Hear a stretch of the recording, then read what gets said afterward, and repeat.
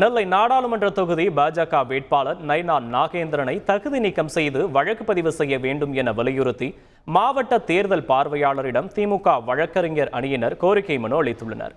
நெல்லை மாநகர திமுக வழக்கறிஞர் அணி தலைவர் ஜாகிர் உசேன் தலைமையிலான வழக்கறிஞர்கள் மாவட்ட தேர்தல் பார்வையாளர் சோனாலி பென்ஷி வயக்கரை நேரில் சந்தித்து மனு அளித்தனர். அதில் பணம் கொடுத்து தேர்தலில் வெற்றி பெற திட்டமிட்டதாக நைனா நாகேந்திரன் மீது வழக்கு பதிவு செய்ய வேண்டும், வேட்பாளரை உடனடியாக தகுதி நீக்கம் செய்ய வேண்டும் என்று வலியுறுத்தப்பட்டுள்ளது. நெல்லை தொகுதி பாஜக வேட்பாளர் நைனா நாகேந்திரனின் நண்பர்கள் மற்றும் நெருங்கியவர்கள் இல்லத்தில் அடுத்தடுத்து பறக்கும் படை அதிகாரிகள் சோதனை நடத்தினர். நெல்லை மாநகர் பகுதிகளில் நைனா நாகேந்திரனின் நெருங்கிய நண்பர்கள் இல்லங்களில் பறக்கும் படை அதிகாரிகள் சோதனை நடத்தினர்.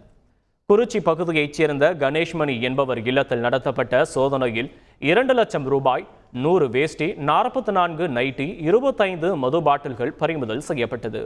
இதேபோல் நெல்லை சாந்தி நகர் பகுதியில் குணசேகரன் என்பவர் இல்லத்தில் நடத்திய அதிரடி சோதனையில் 3,72,000 பணம் கைப்பற்றப்பட்டுள்ளதாக தெரிவிக்கப்பட்டுள்ளது.